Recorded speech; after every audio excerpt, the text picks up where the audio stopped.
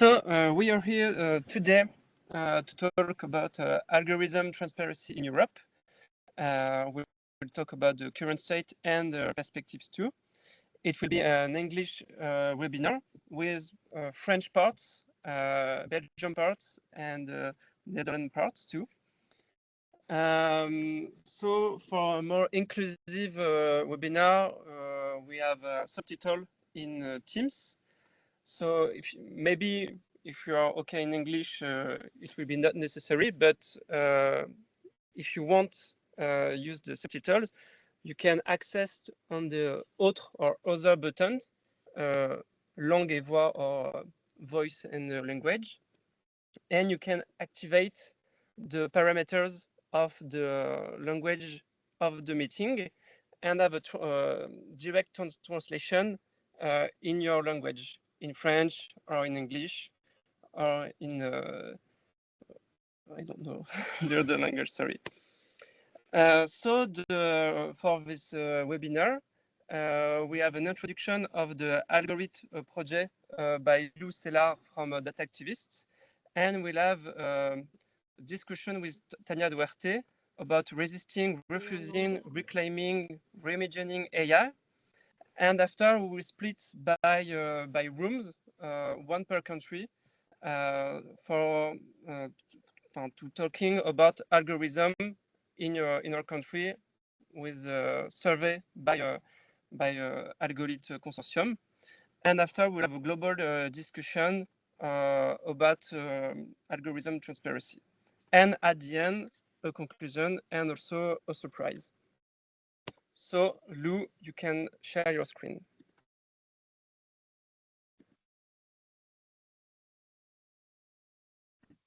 Yes, thanks a lot. Thanks everyone for being here. So I'm going to say a few things about what is our project. So basically the starting point was to try to address a public concern, the fact that algorithms, and particularly those that are used by public services, they raise issues of equality, discrimination, and surveillance.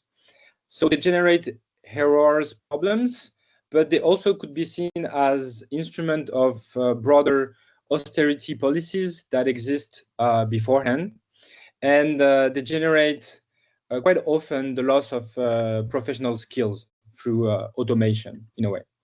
So if we take the example of the fight against welfare fraud, which is a problem that exists across the EU and probably also elsewhere. So in France, there's a group of journalists called Lighthouse Reports that partnered with the Le Monde, one of the main French newspapers, and they investigated this algorithm that is used by the main French social security system, the CAF. And the algorithm attempts to predict which benefit recipients are likely to commit a fraud. So basically, each recipient is scored from 0 to 1. So the more your score is 1, the more you are likely to commit a fraud. And journalists and activists, they have shown that this system systematically targets people in the most precarious conditions. So quite often women with children or people with disabilities. So we can say that it's a really strong problem these days in France. That's the main scandal around algorithms. But similarly, in the Dutch context, the Dutch government used SIRI, secret algorithms that detects potential social security fraud, so a bit like the CAF one. And civil rights activists also took the case to court and succeeded in pushing public agencies to consider less repressive alternative. And in the Belgian side, there's also some researchers that fear that the same systems are in use.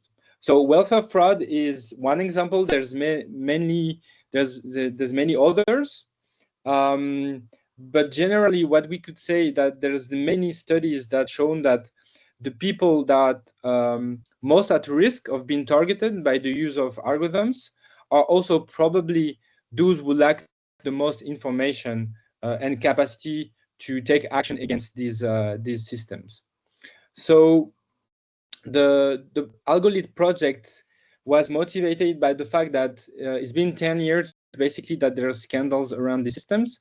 And what we have shown and what we have witnessed is the fact that legal and technical solutions are, for us now, a political impasse, and they gradually fail to address issues of equality. So even though there's transparency rights in place, even though they are there, they are not used a lot, and regulators fail to deliver a true accountability within with the means that they can provide for this kind of inquiry. So our way to approach this topic is to try to have a new approach, a new method. So let's not wait for new scandals to pop up. Let's not hope too much from regulators. And our aim is to try to experiment another kind of transparency that is for us that needs to engage with question of literacy, inclusion, and what in French, what we call mediation. So basically, we aim to move from a classical approach to transparency that is mainly about obtaining an immediate and technical report of the code or of the data to something that is more literacy focused, that is way more in line with the means and time and care of the citizen and the users. And so also maybe an approach that is a bit slow and collective in a way. So that's the aim of the project basically. So we created this coalition of organizations. So in France, the project is organized with Data Activists, which is a French co-op in charge of helping public organizations to manage their data and their algorithms. With La Mednum, which is the French coordinator of the digital inclusion workers. In Belgium with FARI, a Belgium university center dedicated to trustworthy and responsible AI. And VAR Future Lab in Amsterdam, which is a research agency / NGO or think tank around innovation and technologies. So basically, in 5 minutes, this is the aim of the project, and in each group, you will have more information about what we've been doing for this year. But before that, we thought that it would be interesting to have a view from an external expert. So I'm welcoming Tania Duarte from We and AI, a UK-based NGO. So it's we really wanted to have somebody that is not from our country to have another view, so the UK. And also We and AI is a unique organization that is sustaining a form of really critical view of AI literacy. And this is rare in a context where a lot of organizations are claiming to do responsible AI or ethical AI. It's good to have people like We and AI that actually try to sustain a critical view. And Tania and her colleague created very interesting resources that I think she's gonna talk about. So please welcome Tania, and then we will continue the seminar. Thanks. Hi, thanks, Lou. Thank you very much for inviting me, and thanks to everyone for doing such great work on algorithmic literacy and transparency. I'm just going to see if I can share my screen. You know me. And go to slides. Okay. Hopefully everyone can see that. Can everyone see slides? Yeah. Yes.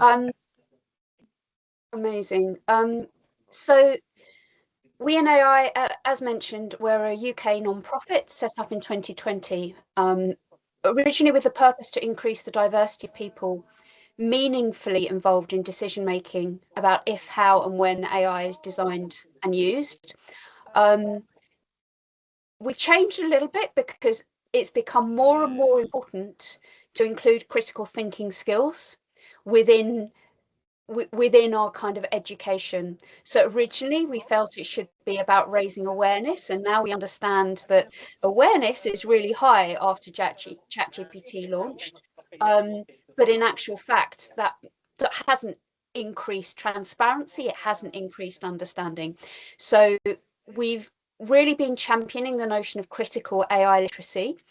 Theoretically, it should be within AI literacy that there is an element of criticality, but the way that AI literacy is currently being funded and designed and conceptualized is without the critical element. And if there is a critical element, people think it's about critically evaluating one tool over another, or using good prompts or something. So yes, we're really working on this concept, very community focused, to enable people to hold power to account. So our 3 areas of work are all underpinned by research. We do our own research, but we also work with universities and think tanks, both on research projects, supporting their research or using their research. Our first area of work is this advocacy for this type of critical AI literacy, which I'm going to talk a bit more about. We also design content, we develop courses, workshops, both our own community workshops and also as part of other people's public engagements or research or deliberations. And we also do guidance on responsible, inclusive discourse about AI. So how to talk about AI, how to position AI in a way that helps publics to understand and doesn't create more barriers. And it's the barriers I'm going to talk about a bit today, because a lot of our work is focused on narratives, and the narratives about AI present a huge barrier to public understanding. Even before you start asking for transparency on particular areas, people already often have misconceptions about AI. So returning to the term critical AI literacy, I've recently written with Katie Conrad, professor in the US, a chapter for a forthcoming book in the AI and Ethics Handbook, which is a Springer publication. It's coming out in March. These things are very slow, but I wanted to just describe a bit more how we've thought about the emergence of a field of critical AI literacy coming out of universities, and really challenging some of the conceptions of digital literacy, which has become a lot about onboarding people to digital tools. It's become about becoming a good consumer. It's become about being comfortable and confident with using tools, and we really want to kind of deconstruct that. So I'll read this out, and it's the abstract for the chapter, which if anyone wants to know when it's published, please get in touch. hello@weandai.org. I'll share that later. Just drop me a line and I'll let you know when it comes out. So we say this chapter argues for the concept of critical AI literacy as a necessary corrective to prevailing industry-driven frameworks of AI literacy that emphasize tool use, efficiency, and job readiness. While mainstream AI literacy often treats artificial intelligence as a set of neutral technologies to be mastered, critical AI literacy situates AI as a socio-technical assemblage shaped by political, economic, environmental, and cultural forces. It highlights the need to interrogate the assumptions embedded in the very term artificial intelligence, to resist techno-deterministic narratives, to situate AI within larger socio-cultural discourses, and to prepare all stakeholders to recognise when refusal or resistance to AI is both valid and necessary. Drawing on media, digital, data, and civic literacy frameworks, I wish I'd put algorithmic literacy in there.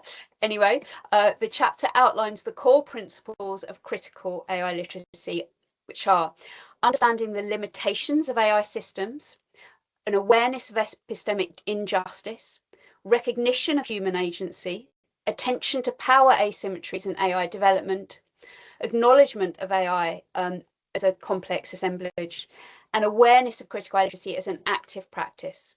The chapter further examines the need for critical AI literacy across educational institutions, industry, civil society, and policy making. By recentering human values and challenging techno-determinism, critical AI literacy enables communities to interrogate, resist, and reshape the role of AI in society. So within that, clearly I've kind of questioned what even what AI even is. And in our work, we do a lot of work kind of interrogating the word because it's a nonsense marketing term, which is another reason I like your focus on kind of algorithmic literacy as something very concrete. But the term AI itself, you can interpret it many different ways. And yeah, I'll leave that slide with you rather than go through all the different ways you could look at it. So when we were looking at how do we get information to publics, you know, people in various communities, initially across the UK, we found it very hard to get funding, and we have never scaled our workshops. However, we saw that even before we get to people, the narratives around AI mean that they have kind of misconceptions about AI and myths. And so we thought maybe we can have an intervention that means that we're still managing to challenge those myths, even if we don't speak to every person, you know, in the UK or the world. And we identified that visual narratives were a big problem in terms of shaping people's ideas and imbuing them with these kind of false narratives of AI.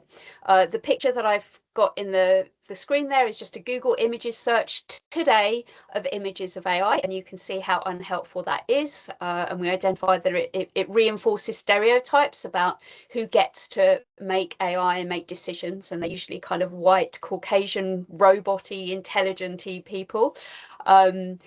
It cloaks the role of human agency behind this robot or, you know, robot brain facade.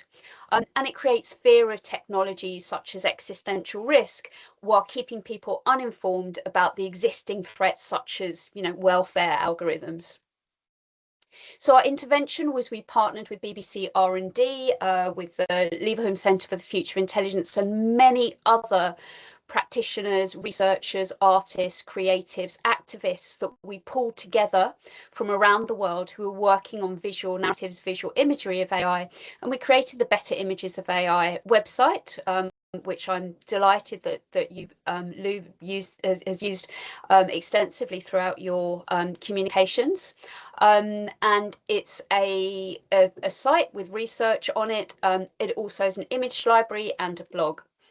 We found it very important that when people download images, that we also have a detailed description, so people are learning something about this particular view of a facet of AI that the artist is tackling. There are plurality of images. The point is there shouldn't be a monolithic robot. There should be many different approaches, and we want to, you know, really communicate that. The picture I just showed you was a metaphor, and I also wanted to say we're doing a lot of work on metaphors at the moment. We have a resource coming up because when we talk about AI, we're often talking in metaphors. The book title, you know, The Coming Wave, or there's so many ways that they're imbued into our language. The term hallucination, which again cloaks what's actually happening when chatbots, large language models, put out incorrect information. It's not a hallucination. That's a very human thing. So these are examples of different kinds of metaphors that our artists have come up with that are better than the robot, anthropomorphic, you know, human-like metaphors. That one's Sweatshop. There's the meat grinder with, you know, kind of putting in the whole of human culture and history and coming out with email headlines, email subject titles, you know, and, you know, just kind of condensing it. And we've run workshops where we literally get people to put Play-Doh through meat grinders to have a different view of how chatbots work. This is a metaphor of data mining using historical imagery, publicly available imagery, and kind of bringing history into the context of what's going on now. Another one on the narrative of the kind of exceptionalism, manifest destiny, the frontier AI technology, and of course the mirrors, which there's a lot on. But we also have pictures that are about the day-to-day AI. These are data annotators. They're actually refugees who have found work through data labeling. But another picture, a 3D printed kind of ghost worker showing the different sides of AI, same job, data labeling, seen in different ways, which is important. And then we have a blog that talks about, the themes in these pictures. So the theme here was about the data annotation, data labeling. We've done a guide, I won't go through it now, I'm short on time, but on the tropes to avoid. So this is what, with research evidence, why these particular tropes that you often see in images are unhelpful. Robots, color blue, brains, white men in suits, creation of Adam, you'll have seen them all. And our pictures are used widely in press, certainly in academia and civil society, and you can see the difference there from the last pictures with the tropes in them, and they've been used widely. We have a steward program if anyone wants to volunteer to work with on the library. So I want to move now, got just a couple of minutes left, to talk about what we've seen as the kind of prevailing narrative right now that creates a barrier to public activism, to public engagement, to public understanding. And it's this narrative that AI is inevitable. The genie is out of the bottle, the cat is out of the bag, the horse is bolted, the train has left the station. These are all things that people tell me every day and say, what's the point? You just need to try and make AI work okay for you. You need to get good at it. You need to be the one not replaced by AI. And maybe if you're civic minded, you can drag somebody along with you and make sure that they manage to get a seat on this super fast train. And of course, we question why should we, who's driving the train and why should we have to get on it?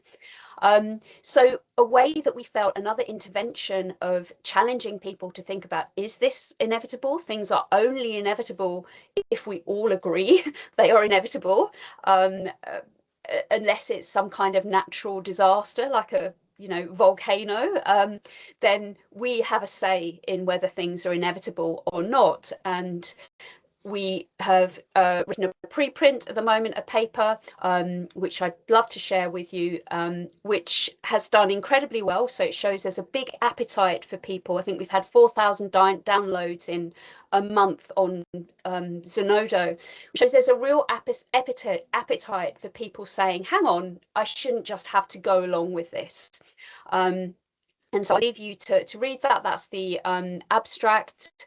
But the model that we built was around highlighting, showcasing the things that people are doing to resist this inevitability.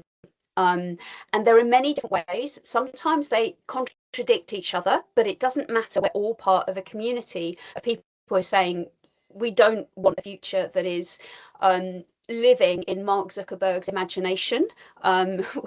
We want to control over our own future. And so resisting AI, if anyone's read Dan McQuillan, is very much around the idea that AI is inherently a kind of fascist, eugenics-based technology. The idea of datafication should be resisted because it kind of puts everyone in the median, and it's essentially not in any way looking out for people that are at the margins. Then we have refusal, and refusal is about targeted refusal. So this could be contesting a use of facial recognition technology. It could be contesting IP theft in generative AI, but it is a very targeted movement. And then reclaim is the people that are thinking about how we can use existing tools, but for community. So, small language models based on your own data set, data co-ops, using tools for your own activist movement. And then reimagine is based on the Ruha Benjamin kind of ideas of, thinking about the environment and what kind of technologies do we actually want and need, more kind of enriching, environmentally friendly technologies. And the point of this diagram is to say that even though we seem to be doing different things, actually it is a big movement, and there are many, many intersections, and that we have a degree of power which shows that nothing is inevitable. So I've gone over time, so I will leave that there. But just to say, yeah, please get in touch. We have a guide, as I said, on the images. We've published the paper, and I'd love to hear from anyone and learn from you today. Thank you very much, Tanya. It was a very, very interesting presentation and a very cool project. Now we have 10 minutes of Q&A with you about your presentation. And during your presentation, Jasper asked a question: if we can trust AI, is AI a good invention of humanity?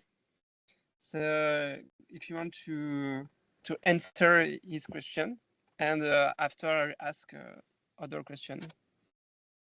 So I think kind of going to our framework, and I should say that our theory of change on critical AI literacy is to give people information so that they can make their own decisions that align with their own interest and values and judgments. So I don't always have the answer, because what I want is for other people who are maybe smarter than me or have better life experience than me to make their own decisions.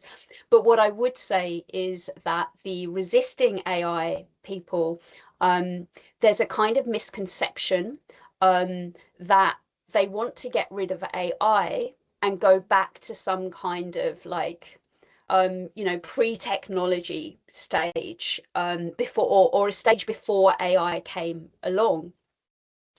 But actually, it's not a question of like, just stop doing AI, because it's harmful in many, many different ways. They actually, if you think of AI as a socio-technical, socio-technical in nature, it's our society that made AI. And so just returning to a point before you started using algorithms or ChatGPT or whatever it was doesn't help, because it's that system and it's that structure that gave us the technology that we have now. So they actually see resisting AI as a system, system change. So it's not just the AI that is not a good invention. It's the kind of the systems that created huge monolithic tech companies. I mean, you can talk about neoliberalism or, kind of capitalism or whatever, but it's the systems themselves. So just stripping out the technology doesn't actually help you. And we often kind of say that AI is just, in one of the slides that I skipped, AI is just a kind of mediation between different actors with power and without power. So yeah, it's not, I don't think it's a great invention necessarily, but I think it's more complex than that. Yeah. We have 2 questions. AI consumes a lot of energy and demands huge infrastructure. How to compare this with the climate goals? And also questions. Could you please help us answering the sentence, is AI just a tool? Sure. So I think you can't really justify AI use as it is now, and I say that not really even as an environmentalist. I say that based on the funding models, and I don't know if anyone's seen recently the Bloomberg did an investigation on the circular funding behind AI, where you have NVIDIA and OpenAI and the data centers all passing money round to each other, and each time they pass it round, their organizations go up in value. When their organizations go up in value, they can invest more in their supplier or their vendor. So it's basically a huge inflated amount, and the only way that they can justify this is by putting money on physical infrastructure, which is data centers. But the data center model, it's been shown that it kind of depreciates in 3 years' time, and the business model is for like 5 years' time, like the technology. So it kind of doesn't actually make sense.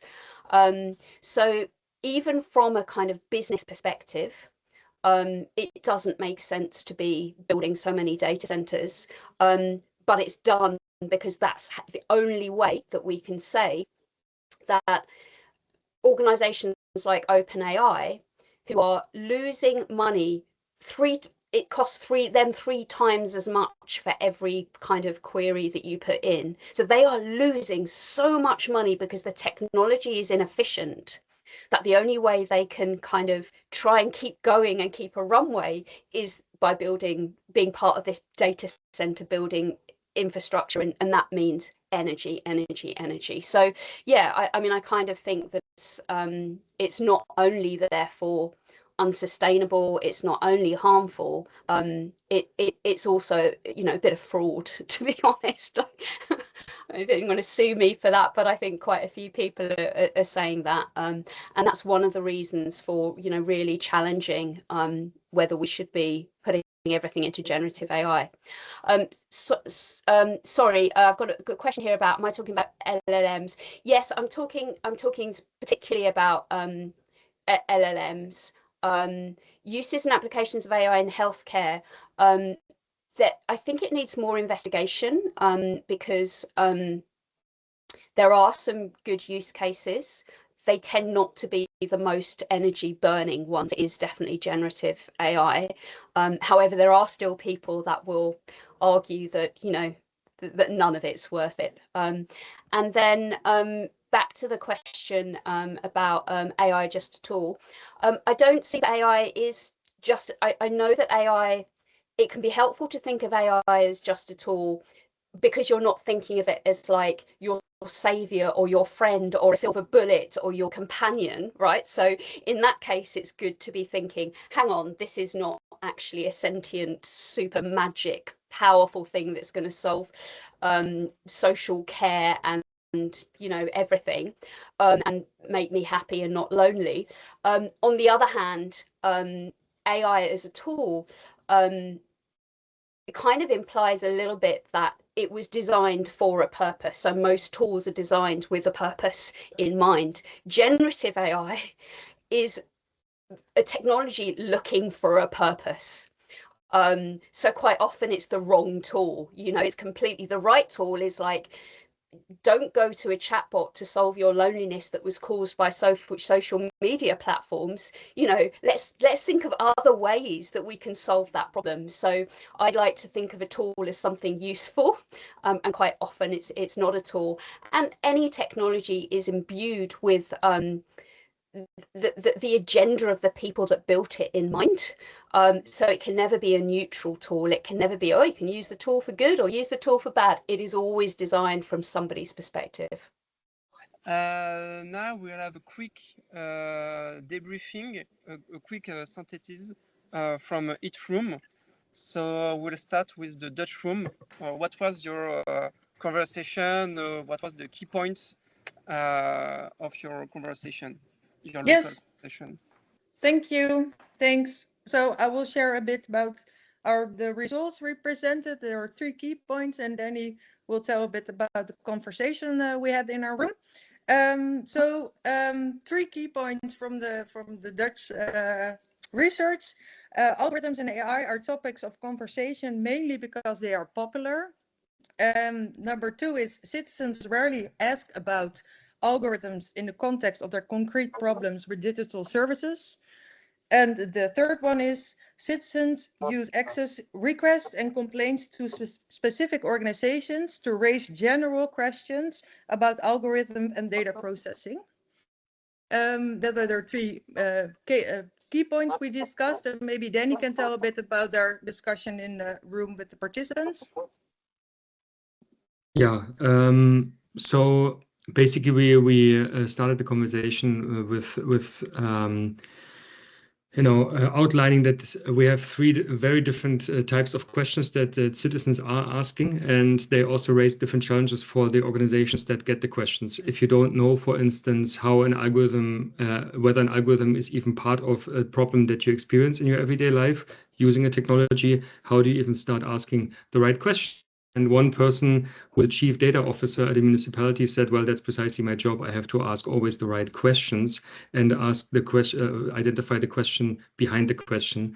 And that is apparently still missing also in municipalities and generally when people talk about AI. So we were talking a little bit about the on the one hand, that a lot of people now think they need to do something with AI also within municipalities, and need to implement it and just go with the hype comparable to big data 10 years ago or 15 years ago. But the issue is that these technologies are talked about without a concrete context, without a concrete problem.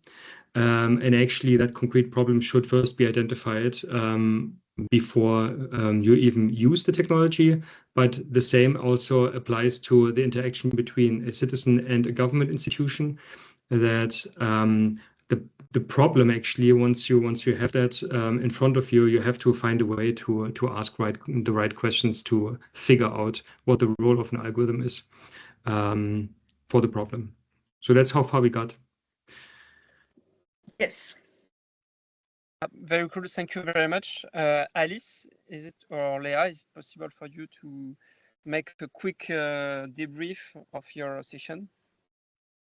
Sure. So we started by presenting the survey results for Belgium. So the main questions that are asked by the citizens about algorithms is really how it works, what are the impacts in terms of privacy and data, ways also to escape algorithms, but actually very few of them raises questions. So digital mediators in Belgium, for the big majority, never receive questions on algorithm, or this is very rare.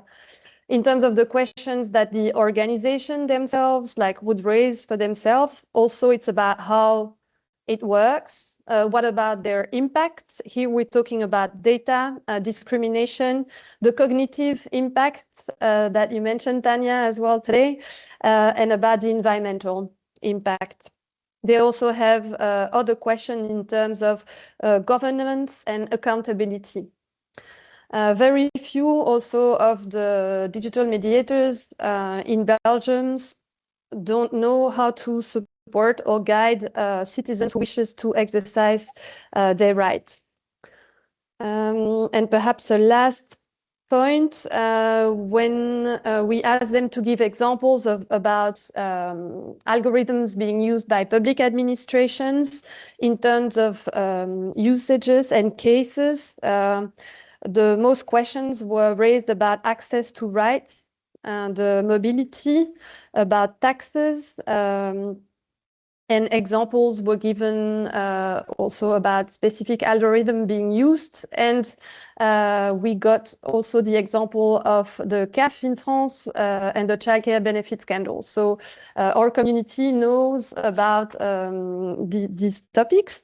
Perhaps about the discussion now that we had all together with the participants. There was a little surprise about the results. There was a discussion about like a literacy gap and being scared of the unknown.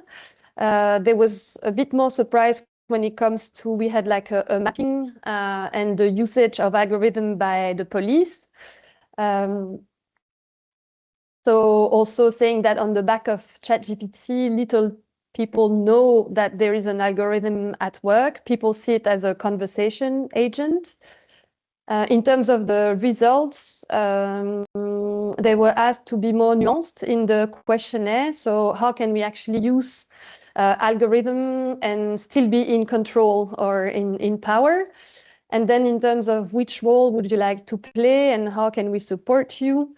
There was like the network of public ICT, which is coordinated by a local authority in Brussels, which was given as example to encourage and ask questions. There was a mention of a documentary, which is called Sorry Only Online, about digital inclusion, and that was based in Brussels. And it also underlies the difference and the plurality of opinion between people. and then eventually to look at it from a case-to-case application to distinguish what is useful or unuseful. There was like a mention about social network and confirmation bubble. Some people like to have targeted advertisements, some others. So it's really interesting to look at the societal way of looking at algorithm. So this is for Belgium. Back to you, Lamednum. Thank you very much. In the French room, we talk about the result of the survey with the question, are we just talking about people who are already have already a knowledge about algorithm or not? It was very interesting because in France, more 80% of respondents say they know at least one algorithm. But the conversation was very interesting because we talk about the basic skills of numerism, of digital skills before AI skills, and it's important to have the basic knowledge before using AI. We talk about how to, because people had questions about how to integrate or use AI in their daily life, in their work too. So as a digital worker or social worker, I can use AI myself to work. We talk about the health sector as a good example of algorithm because they can be useful, and but it was also a conversation about the political way of thinking AI. Also the comparison between algorithm and automatization because it was a topic during our conversation, and at the end maybe a more interesting topic about banning AI in specific domain, maybe banning AI in art or education, etc. So it was all in the French room, and now Lou, it's your turn about the expert questions. Yeah, now is the moment. If Tanya and you have like remarks, comments about what has been presented, we are happy to hear. Like if you have questions, or also even question about the project, that's useful. I found it really interesting to hear the level of awareness and thought that people have about use cases. I think certainly the results that you shared, Lou, and so I'm taking away as an action point to kind of see what in the UK we can compare to that. But my kind of instinct is that people are not so aware, and whether that's because the last kind of scandal that hit the news was probably about a migration, kind of racist migration algorithm, which was a few years ago now.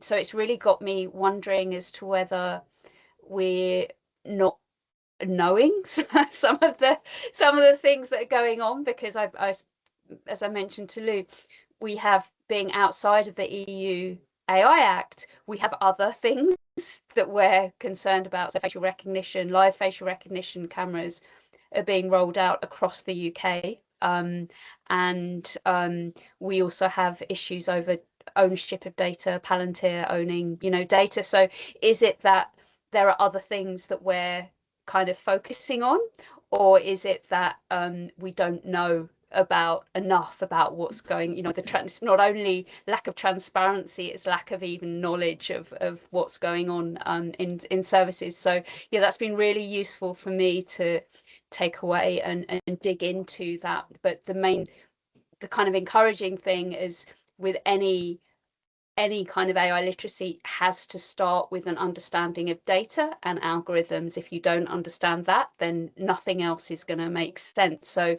I kind of feel I'm taking away a refocus on the kind of, both the basics of that, but also exploring how much there is being done in the UK, when maybe we're fighting other battles to some extent. Thanks, Tanya. Yeah, no, it seems like there's a link between the awareness of people and the current debate, and to what extent the controversies or the scandals, are they there? Are they present, or are they old? Maybe this orientates if people have heard of the topic. And yeah, and I really take also what you said at the end, the fact that explaining AI to some extent is really linked to the data, and it's interesting to see that some of the first studies on those things were really much about investigating training data. So this is how, even on the technical side, this is still a lot what is done. So is there other questions? Yes, there is questions for Tanya. From Jasper. Do we need to protect children from the use of AI? And also, how big is the chance that AI will be used against ourselves, like the invasion of drones in today's world? So protecting children from AI, yeah, I mean, and I think AI literacy is part of the challenge here. Certainly in the UK, we don't have any kind of safeguarding, explaining how to we have online safety, but it's very much based on bad actors online. So bad people you might meet, it's not necessarily how you interact with AI. So I think education is part of it, and we've been lobbying and giving advice on education. But the other part of it has to be as well, like, why are we allowing nudify apps? Like, why for on app stores that children can have? Why is that? How is that even legal? So I think absolutely it also has to be controls as well. And the danger with literacies is that it can start to put the onus on the individual to look after themselves. And I think that's the line that we always have to walk, is how much is about safeguarding our people and giving them tools, and how much is just saying, like, we shouldn't have to be living like this, that we have to challenge and protect ourselves. So there are lots of organizations looking at banning. I mean, Australia, I know, doing great work on, like, banning phones in schools and all sorts of things, and I think governments need to step up on regulation. So that was one question. The other one was, sorry, I've forgotten it. It was a question about the use of AI and in wars. How big is the chance that AI will be used against ourselves? Yeah. Like the invasion of drones. So this is not a field that I'm expert in at all, kind of military AI, but there's quite a bit done on kind of necropolitics, and the fact that so much of AI use is driven by weapons, kind of industries, and the two go hand in hand. And in the UK, if anyone knows of the Turing Institute, which is our national data science and AI, well, I think it still is our national data science and AI institute, and it has been massively cut. So it's had lots and lots of people made redundant. The entire AI and society team have been are being made redundant now, and the refocus is on military and security. Yeah, well, not even security, it's on kind of military uses. So yeah, but I think that there is a lot of links and data that's used by one of the reasons we're concerned about the use of Palantir being in the NHS and kind of training is because they're also making weapons that are being used in or behind weapons that are used in Gaza, right? Very recently. So there's a big link. There's an organization called MedAct that is doctors that are fighting Palantir in the NHS, National Health Service, because of the links to how the NHS is being used to train kind of military applications. And I know there's activism within tech organizations, within workers. So yeah, I think there's a big link that I'm not an expert enough to be able to answer the question, but to say it's something that the question needs to be asked. So thank you for asking it. We'll have one last questions, and also at the end of your answer, maybe a last word about this webinar from yourself. But the last question is, who is responsible if AI makes mistakes? I don't think there's a single answer that I could give to that. But what I would say is that, and I said it earlier, is that I think governments need to step up, because at the moment it's not just about responsibility, it should be about accountability, and the accountability doesn't seem to be there. I've just we have a book club, and I've just done a book club on Cory Doctorow's book Enshittification, and it's about how platforms are basically, they start off with a good product for consumers, they suck the consumers in, then they suck the value from the consumers to the business customers, then they suck the value from the business customers just to the big platform companies. And that's where he says, sorry for my language, it's in the book, I blame Cory Doctorow, everything ends up in a big pile of shit, is how he says it. I'd read the book, it's brilliant and very funny, even though it's very dark. But although he's using very kind of polarizing, glib language, the book is a catalogue of all the things that are illegal that are currently being done by big tech companies, all the bad practices, all the ways that, whether it's Adobe or whether it's Hewlett Packard, with their printers, or, obviously Facebook, Twitter, etc. All of these platforms are doing things that possibly are illegal, but somehow they're getting away with it. So I think my answer is not a direct one, is who is responsible. Theoretically, we've put responsibility in places where it doesn't even matter, because they're too big. Once competition has gone, then regulation becomes less powerful. This is where I think governments need to be much, much clearer in not only passing regulation, but also enforcing it.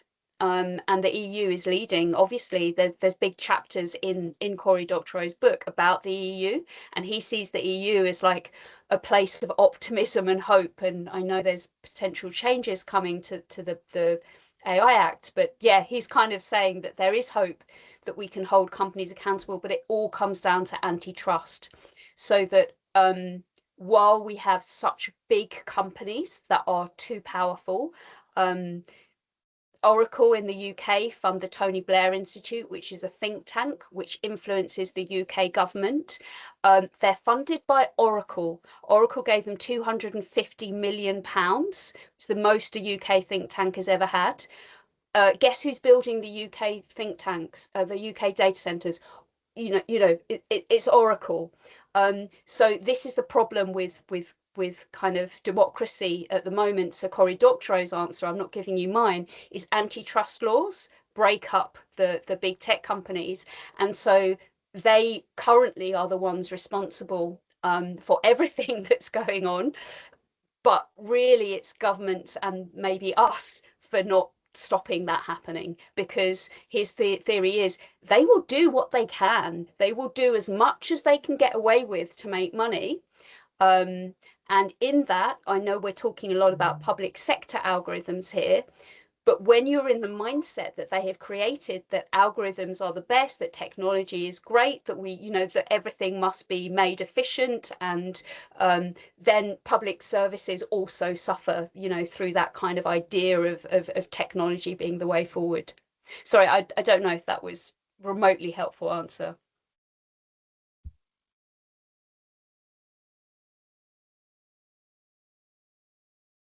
Microphone. Sorry, my microphone was off. Thank you very much, Tanya. No, it was very insightful, very interesting. Oh, no, sorry. Thank you, everyone who stayed. No, well, I have a screen issue. No, it's okay. No, it's okay. Thank you. Thank you very much for people who stay till the end. It was a long webinar. It was a very interesting webinar. It was our first transnational webinar with all the consortium. So thank you, everyone. Thank you, Tanya, for your presence. So we will send you an email with all the resources if you want, and also all the resources are available on our website. And one of the main points is that this summer we'll organize a workshop, a training workshop from Algo-Lit on these topics, and we'll send you also an email, in the email a form you can apply to be a part of this journey. If you want more information, you can send an email at algolit@datactivist.st. Thank you very much, and see you at the next webinar. Goodbye, everyone. Thanks a lot.